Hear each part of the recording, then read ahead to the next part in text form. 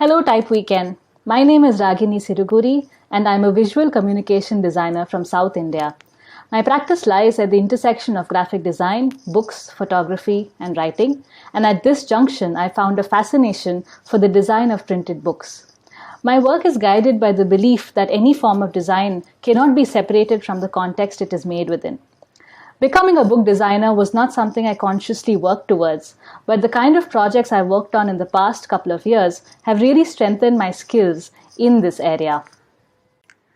For the past 6 years, I've been part of the design team at Tara Books, which is an independent publishing house based in Chennai, South India. Started in 1994, Tara Books has grown into a collective of writers, illustrators, designers, and printmakers, all working towards pushing the boundaries of the art of bookmaking.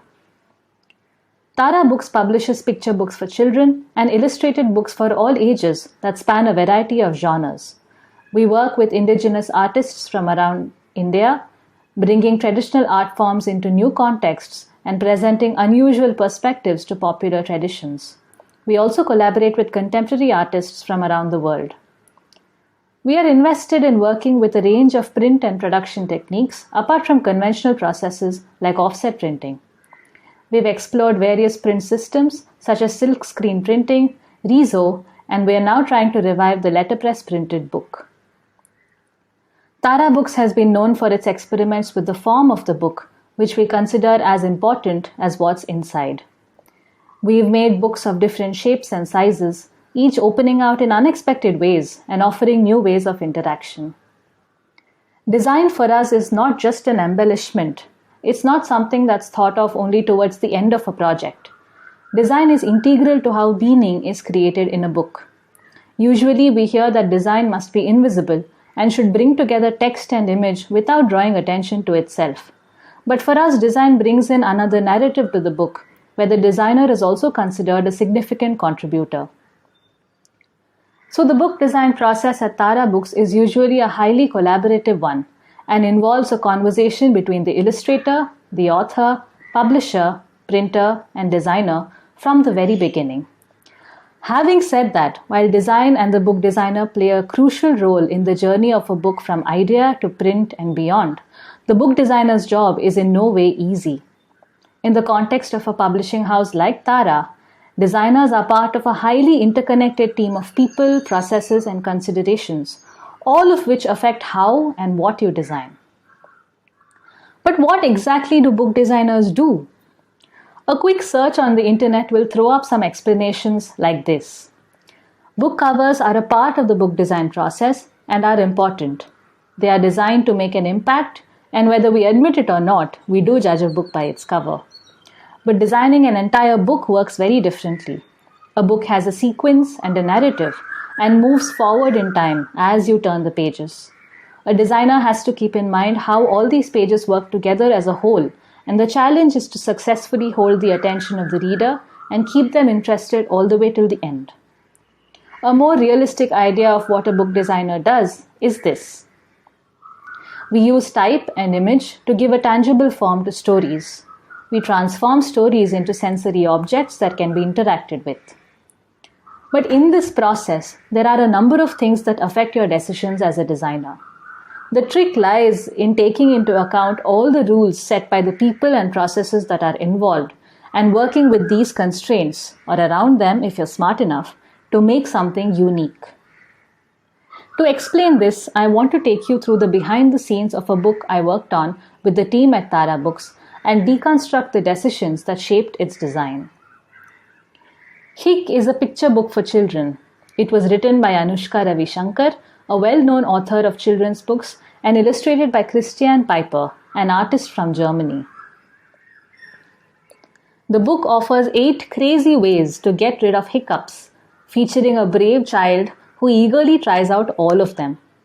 As you move through the book, the suggestions become more and more absurd, building up to a point where the reader discovers whether or not these solutions actually work. It was up to me to design this experience for the reader, where with each turn of the page, they felt the growing feeling of suspense and a need to know what would happen next. The book began with a set of illustrations to which the author wrote the story. and the first design decision we took was the shape and size of the book. If you notice the artist's initial sketches, she has already taken into account how the illustrations will work on a page within a book. This set the first constraint to the book, the shape. Squarish when closed and rectangle when opened. The illustrations are detailed. Apart from the story of the main character, each illustration has multiple narratives going on in the background, with other people, animals and birds, and objects. So we knew that the book had to be large enough for children to be able to properly observe these stories. But there was another important factor influencing this decision. This book was going to be our first experiment with a new printing technique, which I will talk about a bit later. The machine we were going to work with had a limitation on the size of paper that could be fed into it. In this case, it was A3 or 420 by 297 millimeters. So the book, when opened, had to be within these measurements. This constraint was again driven by the choice of binding, where the pages would be stitched along the vertical center of an open spread. Once we had the page size set, the next thing to do was to place words and images onto the page. The words have a certain rhyme and rhythm to them. Each suggestion in the story is followed by the sound of a hiccup. Tie a ribbon around your nose and spell cacophonic. Hic. Hold your breath for half a day and breathe out very quick. Hic. The tone and intensity of this hiccup changes as the story progresses, and we wanted this to come through visually. And what better way to do that than with expressive type? The word hic has a literal meaning, which is the sound of a hiccup. But in this context, it also needed a graphic meaning. By playing around with type as a form of expression, the sound, tone, movement, and emotion in each hic could be conveyed in a much better way. So here is an ordinary hic. And from here, we created a hic that had a lot more personality. The word hic began to become a character itself. It was stuck in traffic, it was flying out of a pond, it was upside down, and the sound of a hiccup now had a shape, and it represented a feeling. This transformed the look of the entire layout and added yet another narrative to the book. This would allow readers to read new stories within the pictures, create new associations in language, and discover unexpected meanings. While we were having these breakthroughs with the layout, a new printing machine was being set up at our print workshop. This is a risograph machine, a Japanese brand of copy machines that looks somewhat like an ordinary photocopier but uses a process similar to screen printing. Riso printing uses special translucent inks that can combine with each other on the page to form new colors. The machine prints images in layers and allows you to play around with transparencies, as you can see. So you could set a color to 50% of its original opacity, and it would print in a dotted pattern that would appear lighter. Riso inks are available in limited colors, and we chose the yellow and blue inks that seemed to match the colors of the illustrations. But when we ran a couple of test prints, we realized that there was a significant difference in how the color appeared in print. The ink printed a bright yellow, but we wanted a more muddy ochre. The blue had to be a lot paler too. So this was our next challenge. How do we create the colors we wanted from the inks we had available? After a lot of trial and error, we figured out how to do this. The ochre that we wanted had to be created using a combination of yellow, blue, and red inks, layered on each other with varying transparencies. Ideally, we should have worked backwards from the printing process, where the illustrator would familiarize herself with how Riso works so she could create a palette for the illustrations from the available inks.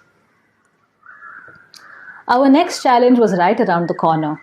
When we printed pages that had a lot of solid ink coverage, like this one, the ink either smudged completely or didn't dry at all. We then found out that humid weather was unsuitable for Riso printing and the drying process. We are based in the coastal city of Chennai, and humid weather is all we get. So what then? We requested the illustrator to tweak her illustrations so that there were fewer areas of solid color. This seemed to suit the Riso machine. As a consequence, the design of a couple of other pages had to be changed to reduce the amount of ink that was applied on the page. The end sheet was reversed so that we would use less blue ink.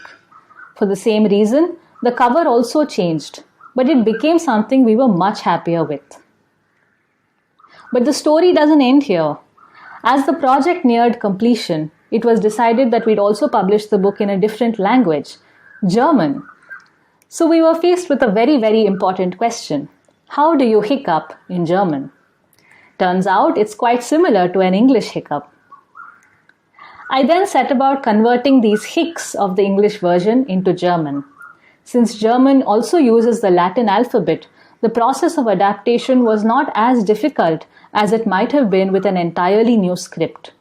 The German word for hic was written not too differently than in English, just a few additional letters.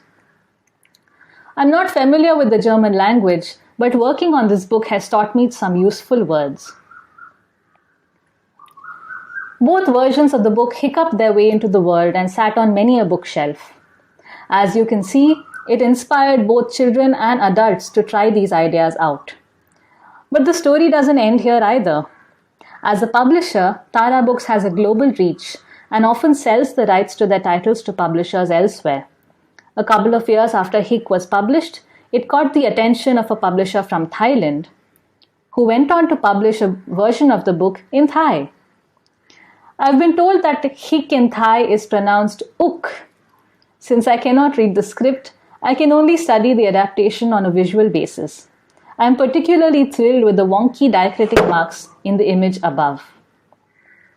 I will leave you to figure out what this sounds like.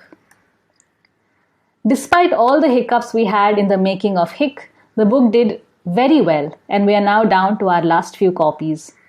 The book taught me so much on so many different levels, and I can see I've learned quite a bit on what not to do as a designer.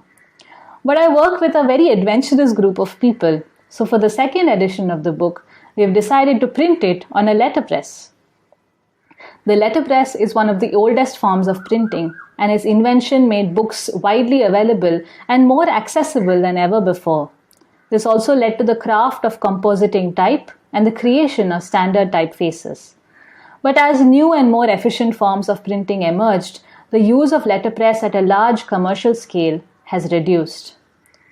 So it's very exciting for us to be able to turn the clock back and attempt to revive this form of printing.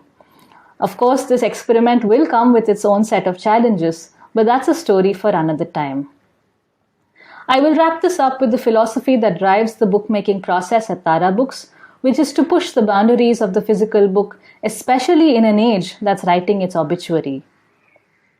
A huge thank you to all the folks I work with, without whom I wouldn't have learned as much as I did. And thank you Type Weekend for the chance to share it with this community.